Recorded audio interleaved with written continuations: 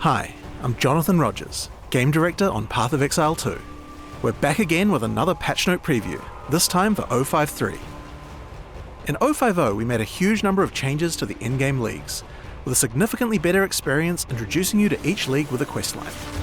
While the questlines are pretty successful, some leagues needed a bit more attention after the questline. The goal with this patch is that no matter which type of content you're a fan of, it's worth investing into.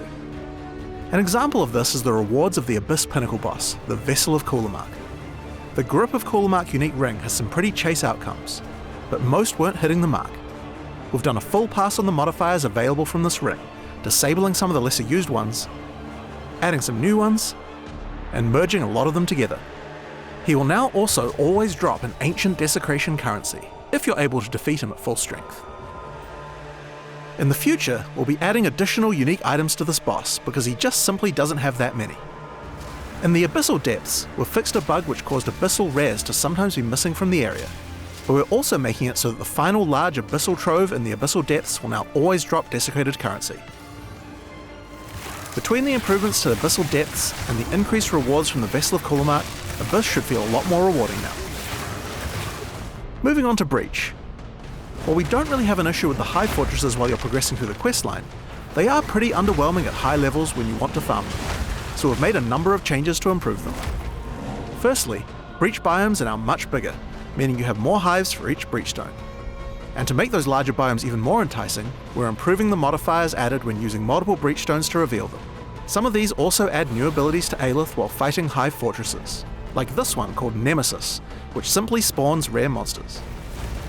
We also have some further improvements coming to Hives as well in 054 next week, with even more Aelith skills and improving Breach tablets to be able to better boost Hives. Delirium is also a big focus of our changes coming in this patch. We've fixed a number of mechanics that were not working as intended, and this league should feel much better now. To start with, we fixed a bug where none of the monsters that were spawned by the special shards on the Delirium bar were able to be magic or rare. This even included the purple mirror shards. Purple mirror shards were intended to add a lot of extra value by spawning very powerful but very rewarding elite monsters, so you can immediately see the problem when these were never able to be a higher rarity. Given that these monsters are actually some of the highest value monsters in the game, being rare, they're going to be quite terrifying, but they'll drop a lot of loot in kind. Another issue we found is that it was intended that if you pop multiple purple mirror shards, you get even more elite monsters. Currently, this just did nothing, but now it will add significantly more elites to your map. And then the other really bad bug is that when doing a Grand Mirror, any maps open between 150% and 200% Delirious would not spawn any Delirium monsters, or any mirror shards to spawn packs. So at the highest juicing levels, the league actually got worse. These fixes resulted in Delirium being much harder, with many more monsters. So even though we just nerfed its difficulty in 052, we actually need to do so again, but only in the early phases of endgame this time. To do that, we've halved all the scaling Delirium applies to monsters, but each tablet after the first will add additional scaling back to the monsters, meaning that at 3 Delirium tablets, they scale the same as before. Overall, these changes mean that Delirium is a much better league, with better combat, better rewards, and more ability to scale the difficulty and rewards into the late endgame. But that's not all we changed. Simulacrums were also not scaling well into the endgame either, so we wanted to address those too. Previously, Simulacrums started at 0% Deliriousness. They now begin at 100% and ramp all the way up to 200% over the course of the run. We've also decided to remove the old wave modifiers. These didn't actually make anything more rewarding, just made things more difficult. Instead of that, we've added a new mechanic to Simulacrums that keeps you in control. After completing each boss room, you can now make an optional choice between 3 mirror shards. One will add bosses to all subsequent rooms, one will add modifiers to the area that make it harder and more rewarding, and one will add more monsters, including the elite ones. You might want to just stack bosses, or maybe you want to increase the density, or if you're finding it too difficult, select none. It's your call. Next, Expedition. Grand Expeditions had a lot of reward potential in the hands of highly optimized players, but they weren't particularly rewarding for the average player. The way that Grand Expeditions are being played at the top end involves entering the area, assessing all the remnants, and if there are no good ones, then immediately leaving and moving on. We want to make it so that every Grand Expedition is worth spending time on, so we've made a lot of improvements here. Firstly, the chests. When you entered a Grand Expedition before, what you saw was a bunch of mostly useless armor and weapon chests. Now, it's treasure. Take a look at this difference. There are a ton of other valuable chests dropping much cooler rewards.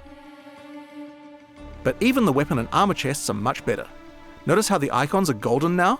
This is because they're much rarer but guarantee an exceptional base type. So the chests are way more valuable, but we wanted to make the monsters more valuable too.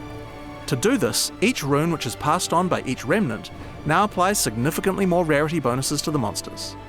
Combined with our third change, which is adding significantly more remnants, you can get some very rewarding encounters just by slaying enemies, if you can overcome the challenge. At the same time, we thought the length of the encounter was too long, so we've reduced the number of explosives by 25%. Overall, it should be more rewarding and take less time to do. Now, another feedback we've had is players not wanting to use rune-forged armors at endgame due to having to sacrifice too much of their other defenses. To address that, we've reduced the amount of armor, evasion, and energy shield lost by armors when rune-forging them in endgame. Finally, let's talk about the temple. Previously, there was an Atlas passive that caused temple rewards to appear in ordinary areas. While it was powerful, it effectively undermined the rewards of the entire temple building mechanic, meaning that not many people were really running them. So we're replacing it with something much more interesting. Now, after allocating the node, activating a Vaal beacon corrupts a rare or unique enemy in the area, modifying them unpredictably. This can create a variety of outcomes. A monster might gain additional modifiers, become significantly more dangerous, or receive valuable reward enhancements. The result is a mechanic that creates memorable moments while leaning much more heavily into the themes of corruption and risk that define the Vaal.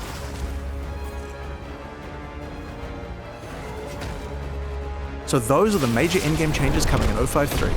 The late endgame should feel more rewarding for many of the weaker mechanics. We still have a ton more changes coming up for 054, so stay tuned. Thanks for playing, and see you in Raycast.